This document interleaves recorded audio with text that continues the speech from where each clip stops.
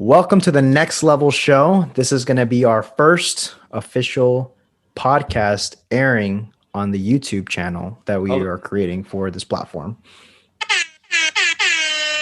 I love it. I love it. That is badass. Welcome everyone that's new to the Next Level Show. For those that don't know our names, because obviously we've only been doing about 200 episodes on the podcast platform only, so audio only.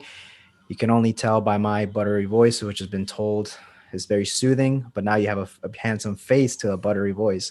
No, my name is Jonathan Alvarez. I'm one of the hosts here. I'm here with Mr. Mike.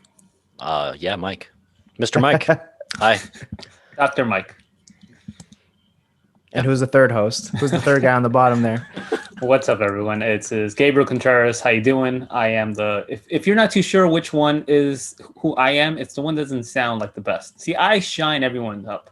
That's my whole job here, is to make sure they sound better. And I feel like I'm doing a pretty good job of it. Well, you do the analogies, and that too. I over exaggerate things, and Jonathan just does everything else. This is true. Yeah. It's a good breakdown as to what we do here. Yeah. No, I think that it's kind of weird because we've already done this 200 times, but since we're now showing face to everyone that's listening, that wants to kind of get a visual, or maybe they just only listen to podcasts on the YouTube platform. I know it's kind of a growing thing, but there's obviously a production learning curve here that we're going to be evolving over the course of, the episodes to come. We're not going anywhere. We're already 200 deep, like I said. So we're just trying to expand a little bit and reach a new audience. I'm excited. This is going to be really, really cool. But we kind of wanted, just for the people that have been following us, maybe on just our normal platforms. We're on Spotify, iTunes. We're on the other, what's the other, Google Play, I think is still around, and Stitcher, all the other options. We'll make a plug here for the main ones and our Instagram handles. But just kind of wanted to introduce, kind of see what we are, what we're about, who are these guys that decided to hop on YouTube. Personally, for me, I'm a personal trainer that's been doing this, working with people for about 7 to 8 years now. And I'm still in my 20s, so I'm still a young buck. I'm the young buck of the show. I just kind of like to throw that out there because Gabe is our papa. But yeah, no, we've been doing this for a while.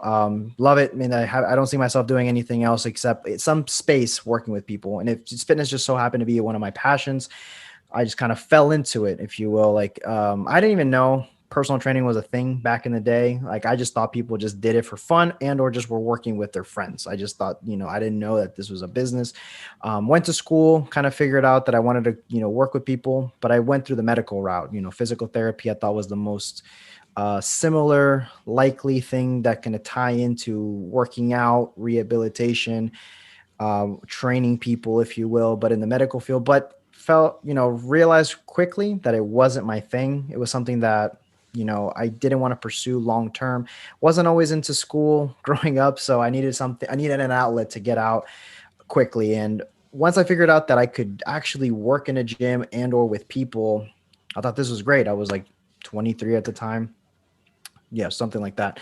And I was like, this is awesome. I get to do this for fun. I get to be in the gym 24/7. Obviously, it's a different thing when you actually start to do it full time. But I was excited, man. So I haven't looked back since. There was a couple hiccups within my personal training career, which I have shared in the past. And in the future, if anyone has questions on that or someone aspiring to be a trainer, I can always give my personal insight on the whole process. But fast forward a couple years, created the Next Level Health PT company, the brand, and just now working privately out of a gym, and it's been going great. Gabe? What's happening, everyone? So as John alluded, I am the papa, the oldest, the OG over here, closing in on 40, which is pretty crazy. So next year I'll be 40. What do you think about that? What's the hill look like from where you're sitting? Oh, it's like 2 feet away. It's right there. Oh, wow. I'm about to go over it. Yeah. You're basically there. Basically, just, give or take. Anyways, while I am the oldest here, I think I'm the youngest as far as experience within personal training. I've been to personal training for 3 years about. Did I beat you, Mike? Or nope, I'm the youngest. Okay. Well, technically. Well, right there. Technically, if you want to be right. I started 3 years ago because I've been training for about 20 years or so, going on 20 since I was like 19 or 20. I think I started lifting. My buddy got me into lifting weights then, and I've been going on it ever since. A lot of people have been asking me, "Hey, what do you do? What have you done?" Because I was like skinny as all hell, like 95 pounds soaking wet, if I was lucky. And I, maybe not like that anymore. So, people were asking me like, what'd you do? Can you help me? Sure. I did this, it helped them slightly. And I started just researching more and more about what to do, what to help other people in different kind of situations that had nothing pertaining to me, or how to explain how to do like even something as basic as like a bicep curl. I would still watch other videos just to learn how to explain it in a better way, or depending on someone else's movement patterns. So that kind of like led me to want to become a personal trainer, and I said, fuck it, let's just go ahead and do it, because I figured, who the hell am I? Nobody wants to listen to me. I don't know as much. I don't have all this different kind of education, but I feel like I can grasp things, fairly quickly, and also can break them down and explain it to individuals in a pretty good way, in my opinion. Anyway, so I started exactly. I don't know. So it's been going for 3 years, like I said, and it's been pretty awesome. A good ride. At first I had some some bumps in the road as far as to how to communicate things, how to break things down to people, breaking down too much, too little, not enough. But now I'm in a good place, but still always looking to get better. When John approached me to jump on this show, I was just like, hell yeah! I've been listening to podcasts my since I came down here to Florida initially, which was in '06 or so. And I've always wanted to do them, always fascinated by them, always wanted to start one up, but was always too chicken shit to do it. So when I got the opportunity, I was just like, hell yeah, let's go for it. Let's just do it. I was still in high school in 2006. Were you now? Yeah. So was I. Yep. Yikes. I finished college. I was actually a year removed from finishing my first degree in college. Me and Jennifer, my wife, we left. I want to say '05 or '07. I don't know, somewhere around there. I get lost. Remember, I'm old, so I don't remember shit. So around that time, we were just like, hell, let's just head out of New York City, where we both were born and raised, and came down here to Florida. And we've been back and forth a couple times ever since, and it's been going pretty good. So please show me another example as to how old I am. Without telling me you're old. Exactly. You can I can't think of any right now, but I will. So yeah, I am the third. I'm Mike. Hi, everybody, again for the second time. I've been training. I was just thinking about it. I've been training officially for 2.5 years, I think. I kind of lose track of time as well, because it feels like it was both shorter and longer at the same time, especially thanks to COVID. But even past that, I mean, back in high school, I was kind of training my friends, and a little bit afterwards too, because I was always into the gym, and my buddies, it's kind of a similar story to Gabe. They were just looking to get bigger and get stronger, and I was the guy, so people came to me.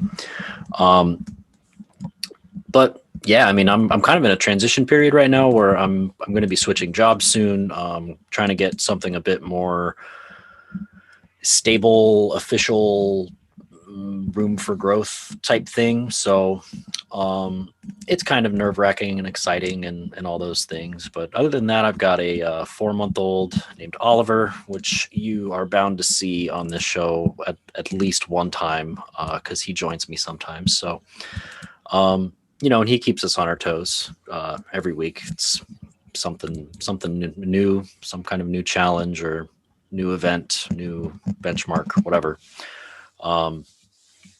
So yeah, I mean, that's pretty much the short version, I suppose. No, that's pretty good. I think just, for our listeners that have been following us for a while, kind of have already kind of grasped how we do things here, but this is just kind of an intro for the, anyone that's tuning in for the first time on just the audio or the YouTube channel. yeah, we cover basically everything that has to do with random stuff that's happening in our lives, things that we like, and also we cover primarily fitness and health related topics. Questions are always encouraged. Also, I want to kind of give people just a heads up that we do have timestamps and show notes on each episode. That Mike does a fantastic job at uploading that, and that way you can know exactly where we cover each in particular topic. Maybe you're someone that kind of wants to jump right into the fitness stuff. That's an option for you. Or someone that likes to listen to the whole episode, which I don't see why not. But we think we're pretty entertaining. That's just our bias. But yeah, so we have that all capped out for you guys. That way it keeps a nice steady flow. You guys know what to expect. The point is you get as much value out of this as possible. I'm kind of spoiled now with show notes. Because now whenever I go to any kind of either interview me too. or podcast or something, and there's no show notes, I'm like, the hell kind of shit job is this? Can you tell me what, sometimes you go into something of like, okay, I want to just get to the person or get to a certain kind of topic that brought you to the show or to whatever video or whatever the hell you're watching and looking at. And there's nothing. I'm like, fuck, can you get on it? Can you get yourself a mic? Literally, I'm not for sale unless they will actually pay me to do it, and then I might consider it. There you go. Yeah, no, it also helps that we're 3 people on a show. I know doing this by myself would be very, very tough. Obviously we know that the uploading process is different. Everything on audio is a bit faster. Anyone that runs a show on their own, they actually know how this thing goes. But yeah, we're going to be uploading more content. We have a lot of things in the works. We've been talking about it. This was 100 episodes ago, give or take, that we kind of mentioned this coming up, and it took us another 100 to get it going. So, hey, we're getting there. We're a little slow sometimes, but we hope to kind of get the ball rolling, and this will kind of open up other avenues. Any suggestions, people that know anything that has to do with video content, let us know, because dude, I'm looking now at some of these YouTube channels, and dude, the production value is like a freaking movie, literally. Yes. So it's pretty impressive. But it only excites me more because I like this stuff. I think we already mentioned that podcasting is one of our favorite forms of content. We drop about 3 episodes a week. Currently, we've been consistent for over a year. We have a lot to say, apparently. So I don't see us going anywhere anytime soon. Nah. Yeah, I mean, just the fact that we're at 200 now, it seems like it was a very short period of time between 100 and 200, and it seemed like it took forever to get to 100. It's really weird the way that worked out, but yeah, we haven't run out of things to talk about yet. I mean, sometimes we go back over things with new insight or maybe new thoughts or a different way to put it, but just keep going, Absolutely.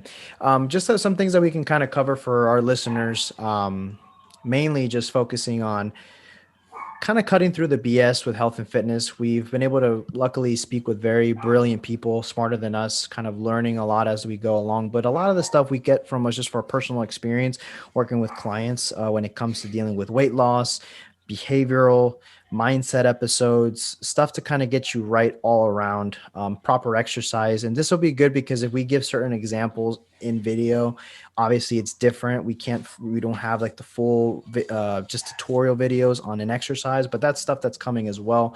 The goal is just to produce like as much content that you can literally save this information and or share it with someone that, you think that would, oh shit, this is something that I needed to hear a while ago. Let me just go ahead. Everyone knows someone. So that's one thing we always say is just go ahead and like this video, subscribe to the channel. That's going to help us boost on the algorithm and just get in front of more people, especially on the YouTube platform.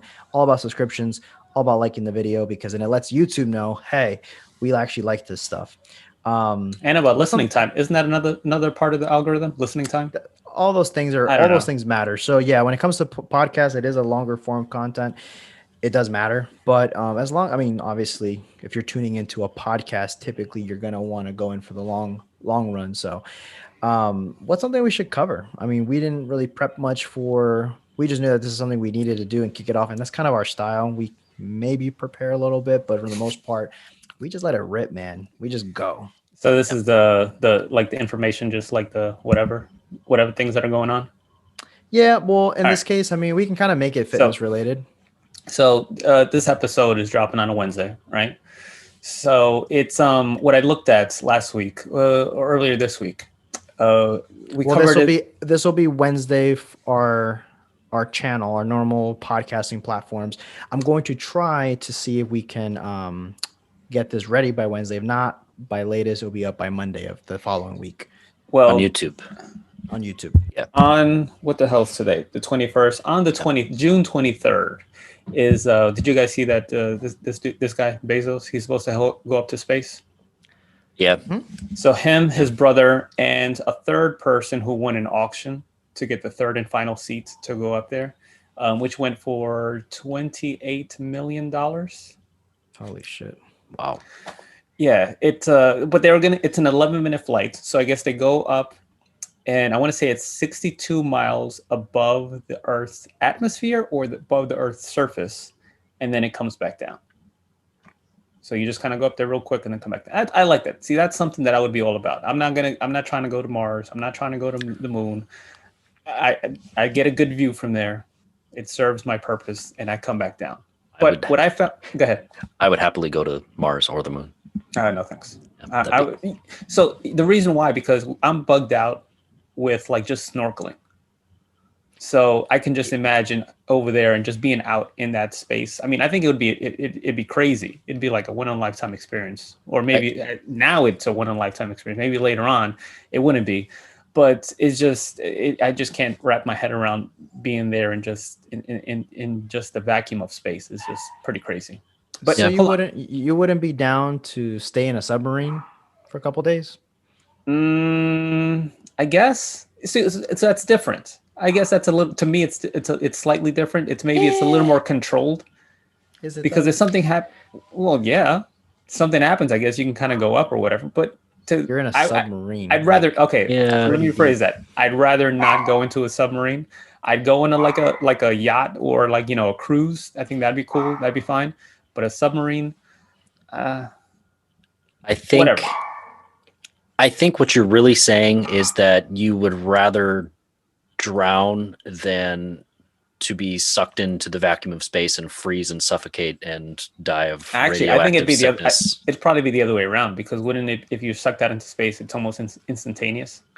I Or think like it less than a minute. takes I think Couple it takes seconds? a little bit, yeah, because you still have like oxygenated blood and stuff circulating. I don't wouldn't know so exactly what drowning, happens. I don't know if we know exactly what happens. I feel like drowning is like one of the worst ways to go. Yeah, I would. there's nothing you can do. Apparently, with drowning, there's a euphoric feeling that you Yes. get when It's you allegedly drown, one of the best Yeah. ways. which is still scary as hell. And And this goes to show that we really don't know what we're talking about when it to comes the This is same true, effect, but- though, as we covered earlier. even something equally as horrific like being burned alive at at Oh. a certain point, No. you burn through the nerve endings and then you don't feel anything anymore. So, No. That's called death. yeah. Yeah. Well, it is. You're right. But beyond all of that, I would take just about any way of dying except for being eaten. Oh yeah. I really Yeah. don't want to be eaten by something, especially like a guys- bear, Sounds because awful. bears don't even take the time out to like make sure you're killed or dead. No. They just kind of immobilize you and they'll just start eating whatever. I mean, Like on your whatever's leg there. and then your stomach or whatever. And no. Yeah. Would So, bears but actually eat you, or they would just like kill you and leave you there? Probably it not. would. It'll maybe just maul you. I think it depends on the circumstance. If you have a bear that's like very hungry, it'll eat a human. But if it's just like defending its cub or something like that, it'll just fuck your shit up and then leave. What's that movie with Leonardo DiCaprio? With the bear? The Revenant. You know what I'm talking- Oh yes. The Revenant. yes. Yeah, that's actually based off of actual events, loosely, of course. Yeah, Loosely. allegedly. So we took a hard left with that, but here was what I was going to say, which I found just as interesting as them going up into space. There was a petition or two petitions that they wanted Bezos to basically stay up there and not come back to Earth. And like millions of people like signed this. And I'm like, why? I don't get it. Like, why? What do you have against the guy? And here's why. And most things I can understand why most people argument for that or have against him is because, oh well, you were doing so much more better off than basically damn near everyone, and that you should do something else or something, do more, give more. And my response to that is, we're all of us are probably doing doing better than someone else, right? So like all three of us, would we probably say that there's people that, that are doing less than us, are less fortunate than us? Does that mean that we need to go and do something for them or give back to them? I mean, we can, but we don't have an obligation to do so, or we shouldn't be, that same thought process shouldn't be applied to us, because then where's the line? Like, where do you stop? I mean, eventually you get to the one person in the whole planet that is doing worse off than every single person else.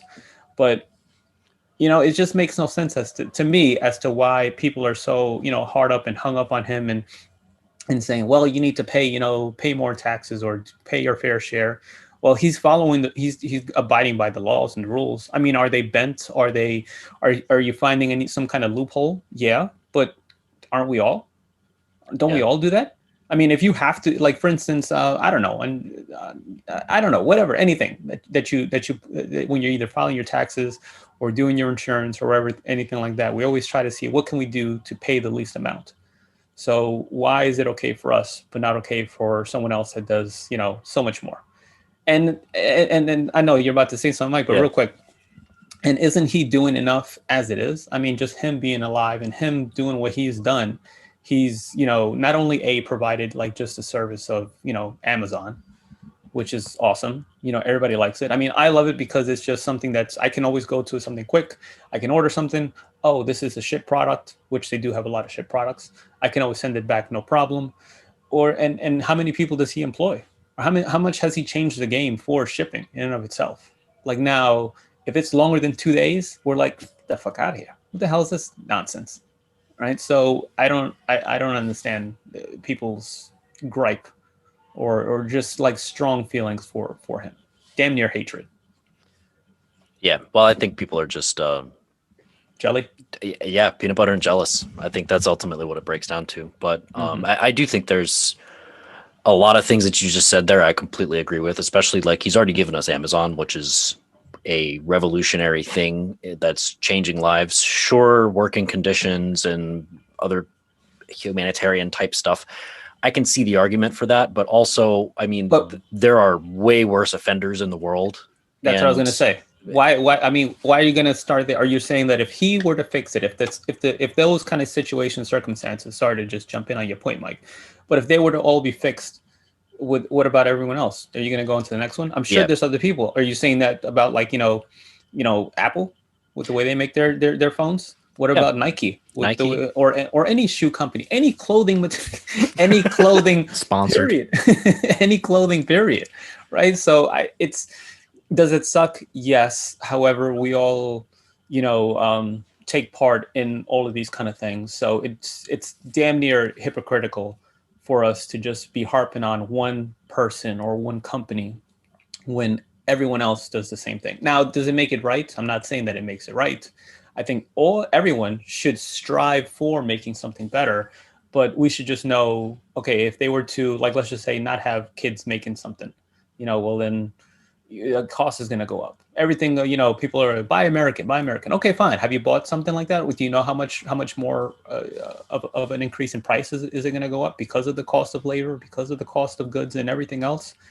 I don't think people really take those things into account. It's again, it's great to strive for that and want that and do as much as close as we can to it, but to just be jumping on people it makes no damn sense.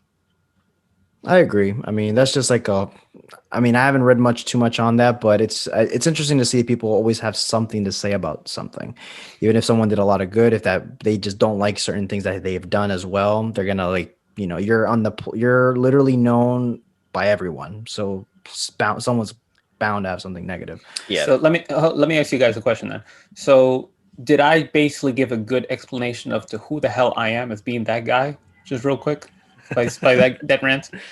If the listeners don't know, yes, Gabe is the one that kind of takes us off subject most cases. And then me and Mike, Mike reels me in as well because sometimes I get sucked in by the Gabe trap at times. But I'm trying my best because Mike went on that rant too. But just mediate a little bit. But I did have a fitness thing because we are a fitness platform, and I do want to leave the listeners with some fitness content. this was kind of a little bit of a fun way to kick it off, right? In my personal opinion. And this is something I just think about. Why is In your expert opinion. My expert opinion in this space, why do people in most cases start to work out or seek out fitness information? And I'll let you guys kind of like, give your take. You guys are in the space as well. I got two answers, but go ahead. You want to jump in, Mike? I'm going to go off the deep end here. I'm going to tell you why I got into fitness, okay? 6th grade, I'll set the scene. 6th grade, cafeteria, group of friends started fucking arm wrestling. And Jordan was beating everybody. And that pissed me the fuck off because I didn't like Jordan. So my dad took me to Walmart and we left carrying a big old box of dumbbells, the ones that you kind of like put on the handles and then screw the thing on. And I started working out in my room. I have those too. Yeah, because I wanted to beat Jordan in arm wrestling really bad. And that was when, maybe this has something to do with it, but that was when I realized that my arms grew very, very quickly because I was in like 6th or 7th grade at this point, and my arms were just like Popeye level because all I was doing was bicep curls because I didn't know anything else. Funny enough, isn't it weird that if we fixate on one movement in the beginning of our lifting career, lifting life, that body part is typically maybe a step ahead of the rest of our body? Because I feel like that's how I am. Like, because every day was damn near chest day for me. So I guess it's like halfway decent, comparable to everything else, which is like burning trash level. So it's just funny to me how that one body part that we fixate on is just so much. But so answer your question to get back on track, it's typically one of two reasons, in my opinion, as to why people get into fitness. Similar to Mike's thing, it would be like an insecurity kind of thing. Would you say that it would? I mean, that cuts deep, but yeah. Yeah, I mean, I was right there too. Skinny as all hell, picked on when I was younger, and wanting to do something, change that, and you can't. If I'm like, well, I want to be taller. Well, what am I going to do? Get my knees done? So I can put on size. I can get bigger. I can work out, especially since I wasn't. So one, it would be insecurities, or two would be more like a severe or extreme health related issue. Like if your doctor says to you, you need to make a complete, 180 in your lifestyle and your nutrition, or else, you're going to die. So to me, it would be one of those two reasons. I agree on all your guys' answers. I mean, for people I don't know, I was always skinny growing up as well. So I did have that skinny kid syndrome where I just wanted to be more muscular and have bigger arms, bigger muscles overall, and just be strong. I guess like in the grand scheme of things, there will come moments where maybe you get thrown into fitness, or you have to seek out help because there's a health issue potentially you're having. And or insecurities about body type, which some people will classify that as a vanity thing as well. Like you just want to look better. Yeah. And I think that's kind of the main driver for most people. I would say it's to look better, right? Is to why people start to do something. They want to change something they're not happy with about themselves. I made a post. It's more of a fun, light one. It's just, people train, in my opinion, most times to look better is the main driver, is what keeps people persistent. Health is also a big one, so I want to keep that it's right there. But in most cases, for the person that hasn't been diagnosed with something critical, very lucky, you're going to be like looking at something and be like, you know what, I want to look better naked. Yeah, basically. And you know what, I think you're absolutely right, but I also think that that's not just a vanity thing. I think that can help a lot with somebody's mental health as well. Yeah. Which, all joking aside, even though this is like I said it like kind of light, you're right. It goes deeper than that. This affects the way I'm a big believer that the way you look, the way you carry yourself can influence all other aspects of your life. But go ahead, Mike. I didn't want to cut you off. Well, yeah, no, I was going to say, I mean, so I guess this is kind of part of my backstory. I originally was I kind of looked like a deformed potato when I originally signed up with Jonathan as a coach. And like a purple, sweet. No, like an Idaho white potato, but not like the pretty one that you go to grab and put it in your bag. It's like the one that's been sitting there on the Gotcha. shelf for like a while. Nobody wants it. And that was like kind of like mentally where I was too. Like nobody fucking wants me. Like I don't even want myself because I'm a gross potato. But it got to the point where I was making really good progress with my training and seeing good results and seeing all these awesome things that I could do. And it changed who I was on the inside.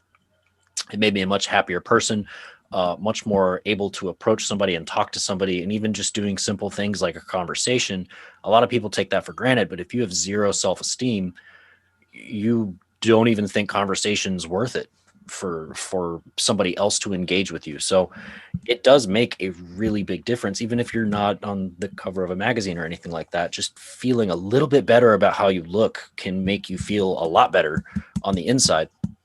And if just because it's vanity driven or insecurity driven, I mean, don't that sounds like it's coming from a negative place, but it doesn't have to be, right? Just you just want to be you just want to change something of yourself that you not, I want to say don't like, but just something that you would like to change for the better and how Shit, much I it can mean, impact you in other aspects of your life. I would even say like even if you don't like it, that's completely fine. That's why you go there and put in the work and make something out of it. I think that obviously there's an unhealthy end of the spectrum. We've talked about this Yes. in many episodes, but in a normal in an everyday thing, usually if you let yourself go, which is very common for a lot of people, they fall off the wagon, which is a common expression. They wake up one day and they notice something about them, maybe the way their clothes are fitting, the way they feel something that's off, and or I mean their partner may make a comment, may not be a hateful comment, but it just make a comment about it, and they it's when they become aware of it, um, or they just feel they don't feel good, comfortable with themselves, even in private. And this is a very common thing that I hear a lot with clients and just people that will reach out to me, and this is real stuff. So I made a post to make it light because I know this gets attention and views on social media, but it's like looking better naked, and what are the things that I recommend, tips that I would say to focus on, which are not your common things that people will preach to you about. Typically what people will be like, you gotta go hard every day in the gym. You gotta eat super clean. You gotta, have all these rigid mentalities and just really like all in mentality to go into it to make change happen. But we know that this isn't the way that most people should be approaching it. These are three things that I feel that are super beneficial. Before we get into it. Wouldn't that be an example of the extremes that you just mentioned earlier of how we Yeah. shouldn't get into those? So extremes in any kind of direction for anything is where you probably wouldn't want to be unless you're trying to be at some elite level in whatever type of thing that you're doing, right? If I'm trying to be on stage, yes, I would need to get to those extreme levels in order to get on stage for any kind of competition, right? If I'm trying to become the best, chef, I need to be extreme in how much time I'm prepping, I'm cooking, I'm in everything that I do, right? But if that's not your goal, then you don't need to be there. And that's not the only way to kind of get results or see the changes that you want to see. Go ahead. So I think that the first point that I want to get into, and just cover for our listeners is, it kind of maybe takes people by surprise actually, but the first thing is prioritizing your quality of sleep.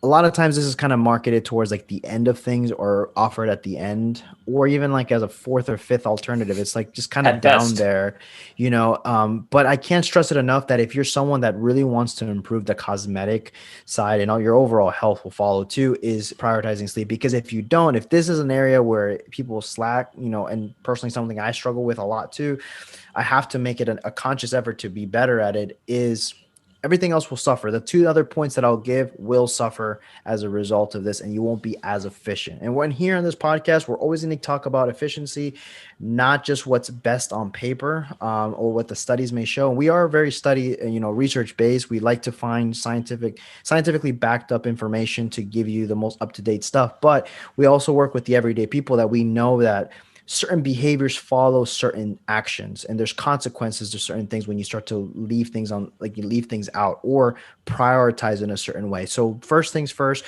I would say sleep, because if you're well rested, you're going to want to do stuff. You're going to want to be proactive. You're going to feel good. Your mood's going to be good. You're going to be more motivated or driven towards a particular thing that you have to accomplish.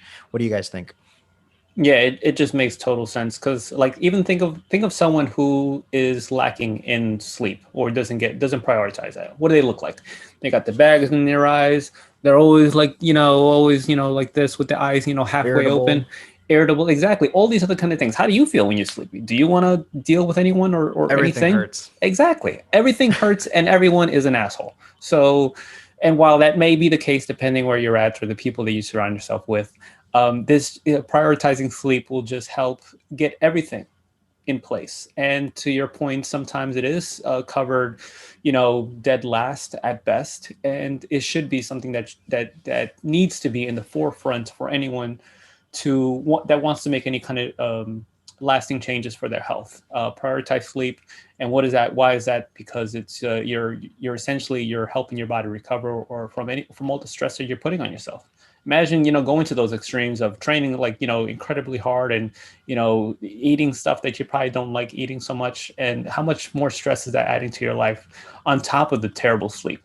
That's not a great combination any kind of way. So it just makes no damn sense to do that and to not prioritize your sleep and your recovery. Mike. Yeah, don't let the whole "I feel fine" mentality let you decide that you're getting enough sleep, because your body will 100% adapt to the 4 hours of sleep a night that you're giving yourself, because that's what it has to do. That's the choice it's been given. I can tell you with 100% certainty, given the fact that I have a 4-month-old child, it was rough at the beginning, and I was getting 3 or 4 hours of sleep a night and trying to work and maintain a household and be a dad and do all these things. I was not at my best, and I did start to get used to it a little bit, to the point where I could perform a little bit better. But now Oliver's sleeping 5, 6, 7 hours straight just before he's teething. The storm is coming. Um, but in retrospect, I was not doing well at all by any stretch of the imagination. And now that I'm back on the other side of it and I'm able to sleep a little bit more and feel rested and feel alive again, it's like there's no similarities between how I felt then and how I feel now. So don't fall into that trap. Like, maybe you're part of the 0.01% of the population that doesn't need 8 hours of sleep, but it's really safe to assume that you're not. So this is really good advice. So here's back to what you guys mentioned about the analogies. Here's the analogy that's coming up for you. And you just reminded me about this, Mike, when you say to yourself, when you fool yourself by saying, I'm fine. How many times have we said that? How many times have you said that to yourself during the whole process? Oh, I'm okay. I'm fine. I'm good with just 4 hours. What about when you've driven like, a shitty car? You're like, oh, it's fine. Or like, you're driving and your windshield, you ran out of windshield washer fluid and it's dirty, right? You're fine. Whatever. You get used to it. The point is you get used to this shitty car, the way it's driving, the way that it brakes, the way that it starts, the way that you have to maneuver or any kind of little thing that you have to do, or you get used to the dirty windshield. But then once you finally clean it, once you finally get your rest, once you finally get into a new car or slightly better, or you make the adjustments that it needs to be made, then you're like, oh my goodness, this is like damn near night and day as to what I was doing before, as to how I was driving before, as to how I am now, or how I'm viewing the road or the world now as opposed to before. So you will get used to this, whatever shittiness that you're doing. And just because you're used to it doesn't mean that it's fine. There you go. There's your first analogy of the Next Level Show on the YouTube platform. If listeners, you've probably heard this analogy, but it's great. It works every single time to illustrate the point. I like it. We're keeping it. It's save it, vault it, put it in your brain, the vault of your brain. Take it with you. No, but I think that the second point is important to also know, and people are going to probably like maybe disagree with this, but that's okay, because, where I'm coming from should make sense once we put it together. The second thing on that list that I would prioritize is your strength training program, or your, just a program that's going to allow you to have a nice structure with lifting weights, with the main focus is to progressively get stronger over the course of weeks and or months or years.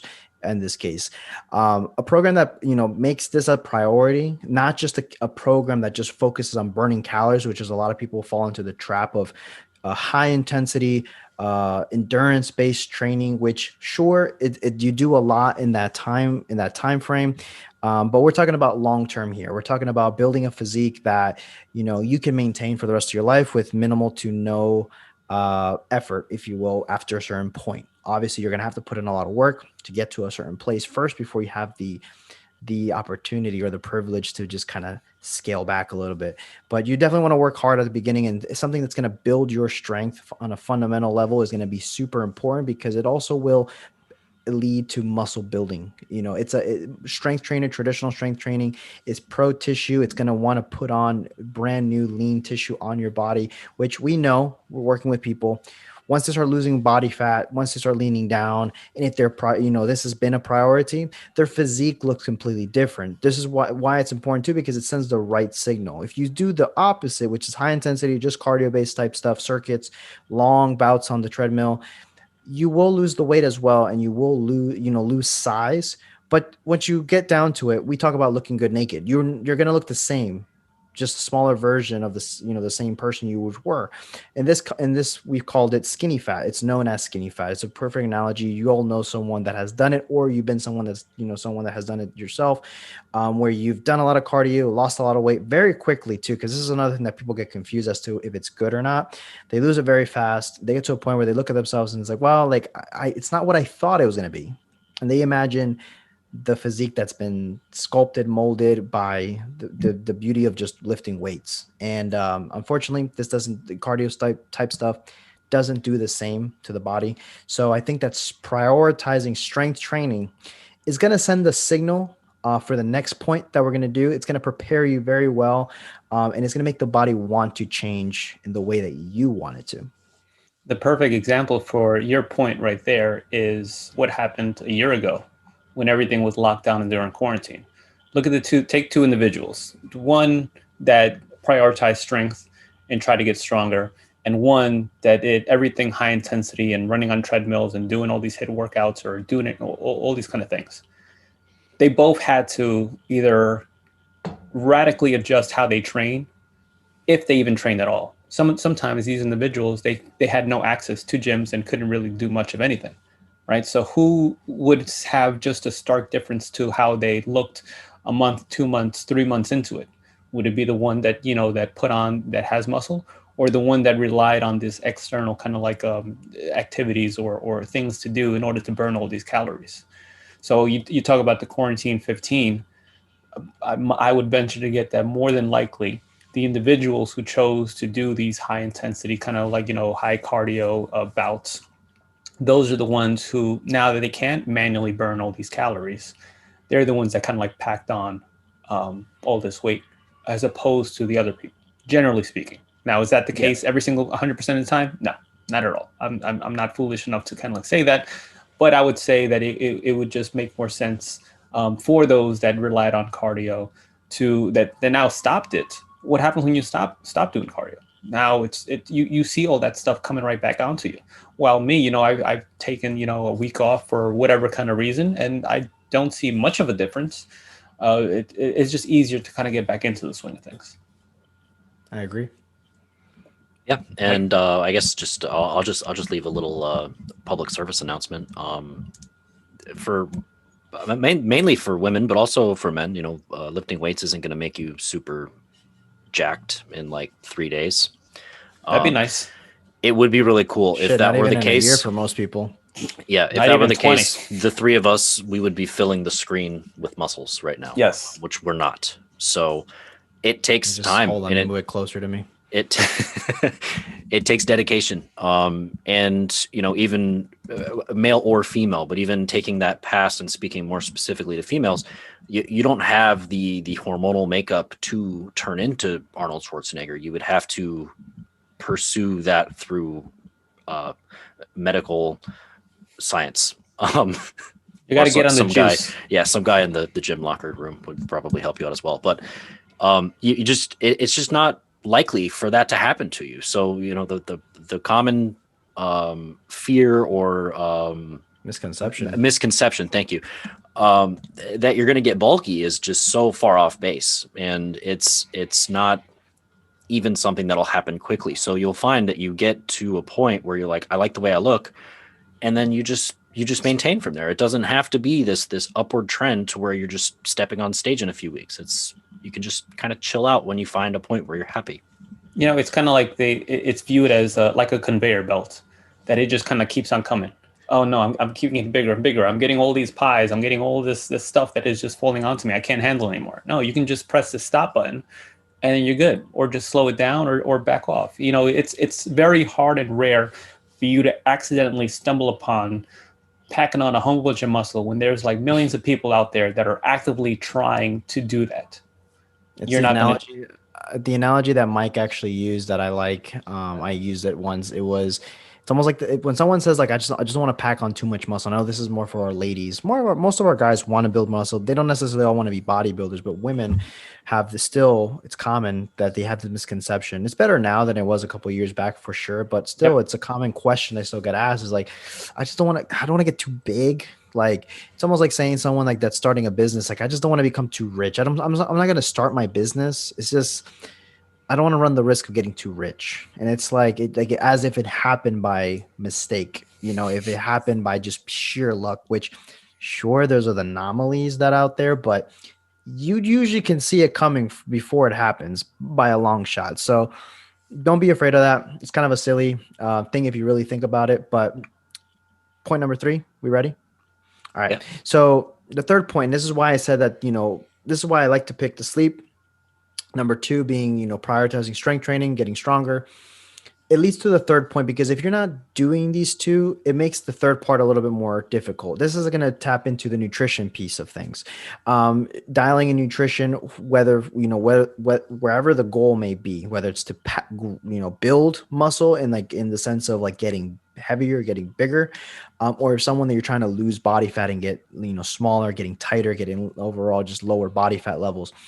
Nutrition is going to play a massive role in here. The reason why I didn't put this at first nor second is because if the signal for muscle building isn't there, your body won't utilize the food in a certain way. Now, I'm not saying not to eat healthy if you're not lifting weights. I'm not saying that.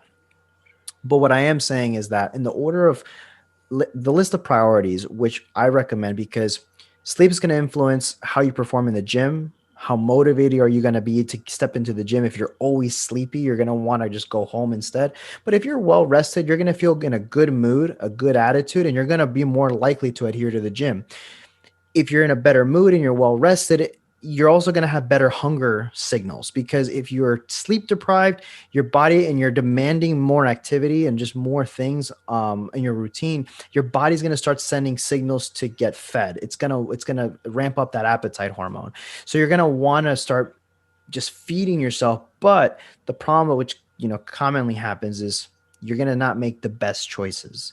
And when I say the best choices is food that has a better nutrient profile than the ones that maybe have the same calories but they're low quality foods or food that has low nutrient value, whether it's like processed food, like comparing, like let's say you're gonna want maybe, I don't know, it's disgusting to think now when I think about it, it's a Pop-Tart versus getting a 6 ounce piece of chicken. It's gonna be like, it's, if you equated them hypothetically being the same amount of calories, that a piece of chicken or a piece of steak or a piece of fish or a salad is going to be more nutrient dense than just eating a Pop-Tart that's lives on a shelf for months, a piece of cardboard basically.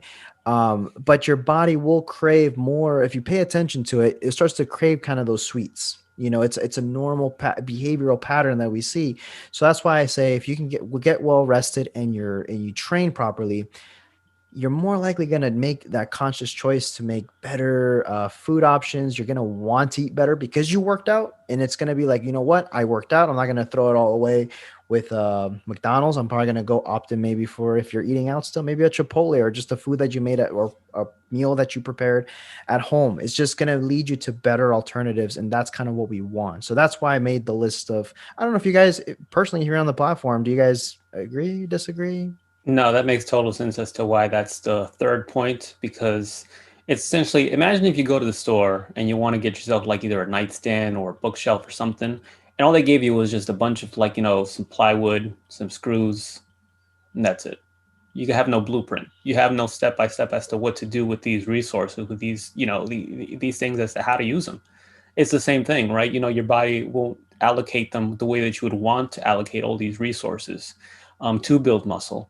if you're just not doing that. Now, can you make some progress? Can you put together a bookshelf without any kind of blueprint? Yeah, you could, but it's probably better off with having that list or that step-by-step guide as to what to do and how to get to where you want to get to. Beautifully put, both of you. I have two things that have very little to do. First and foremost, Gabe, I would love to see a brain scan of you while you're in the middle of putting together an analogy. Like what is happening up in here when your brain is bridging the gap between like I'm at Target and now I'm learning how to eat right. Hold on. It's the weirdest part. I don't think that's the weirdest part. It's more so when I get that inspiration. Like for instance, when you said, "Oh, I'm fine," and that whole, to my last point, or to what you were saying, John, as to why this is the third point because of it makes it. So I think that's when you'll see the bigger spikes as to when with the brain scan. But it going up. Oh yeah. I don't know if you can even tell, like, if in my head, I'm just like, okay, I got that. And then if you see me like smile, like super big, it's because I'm like, I got something and I hope I don't lose it. Gotta say it. So I think that would be more impactful on the scale. Second point, I used to work in the storeroom of a Pier 1 Imports back in the day, and I put together more pieces of furniture than I could ever count, probably hundreds, if not thousands, to the point I can actually put together pretty much anything without instructions. If it comes in like a pre-assembled thing, you can pretty much figure it out. You can do it intuitively? Is that what you're telling me? Yes. Gotcha. But, so this does have an actual point. It took me maybe 1,000 pieces of furniture before I could actually get to that point. So I had lots and lots and lots of practice.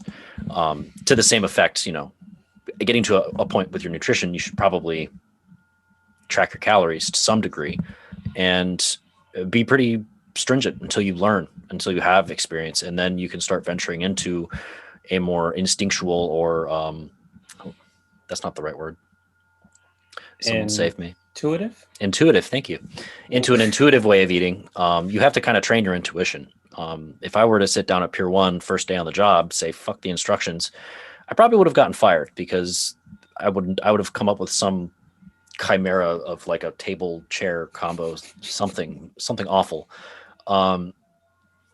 It took time and practice. So tracking calories can definitely help you in this. It doesn't have to be to the gram on everything, but it'll help you get in the right headspace, and it does help with awareness. I mean, you will become more aware of what you're eating. You'll know how much sugar's in a Pop-Tart, and you'll see the little bar fill up, and you'll be like, that was almost my whole day of sugar. Holy shit. What am I going to do for the rest of the day? So it can be very eye-opening.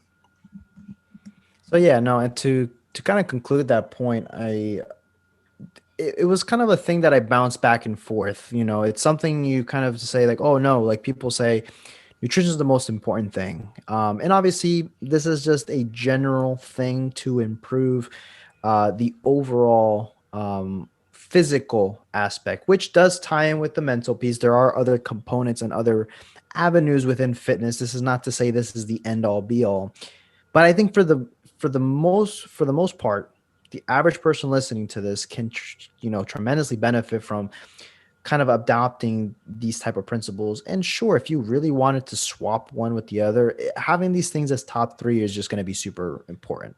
The reason why we listed it, obviously we gave our examples as to why sleep being, affecting everything else as far as recovery, mood, hormones, appetite signals, the ability to recover from, just training.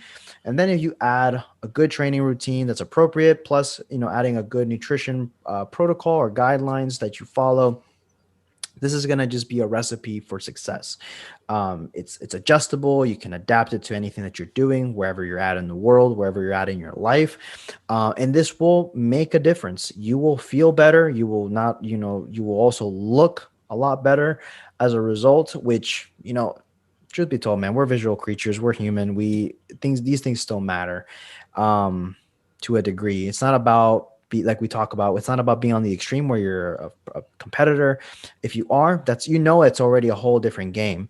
If you're a model, same thing. If you're anyone that's kind of like, that's what you live off of. But if you're someone that's literally just trying to improve, just looking more sexy for your partner, or just trying to like either find someone, or if you're trying to get in a particular field or a job that requires best on presentation, you want to come in looking well, or that requires a high level of performance in the sense you need to adhere to a lot of meetings, be mentally very up there, or you are working on your own business, like you're literally having to perform and you need to take care of yourself because it matters, guys. At the end of the day, it does matter. I can't say that it's all just intrinsic. It has to be also outside what's going on. It's the first thing people see, first thing you notice about yourself too. Then the rest kind of follows internally, because if also the good stuff is inside, that's going to correlate and translate as well, much smoother. Just from personal experience, right? At the end of the day, do what you like with this information. We can't hold a gun to your head and tell you, yeah, you got to do this. It's but take what you want from this and obviously apply it and let us know any feedback that's going on. Obviously, we're going to plug our Instagram handles as well, stuff that you may benefit from too. Mike, You want me to go first? what do you think? I can. That's fine. All right, go ahead. Well, just before you do that, Mike, for the people that don't know, this is the part where we interject dad jokes as well as riddles, just to end off the episode on a light note. The boys take care of it. They are both fathers. I am not, but they do a fantastic job at covering that. I'm aware of. Yeah, because who knows? hopefully I don't get a call down the road and being like, hey, you got 10 of them. Like, fuck. So with that being said, go ahead and take it over, boys. Yeah, Mike. All right, so I'm actually going to cross party lines back into the dad joke land because I found this one and it was too good to pass up, and it makes for a great first joke on YouTube. Please don't flag us for inappropriate content. Jeez. I'm gonna bleep the shit out of this edit. All right, guys, serious. Why wasn't Barbie ever able to get pregnant? No idea. Because Ken always came in another box. Fuck. That's actually pretty good. There you go. That's a good one. Hey, so do you guys know that the Bible and the Quran, they tell us to love each other? Yeah, the Kama Sutra is a little bit more specific. Fuck, dude. We're literally trying to make a breakthrough on YouTube and we're just gonna get like flagged. Please don't flag our page. We promise we'll do better.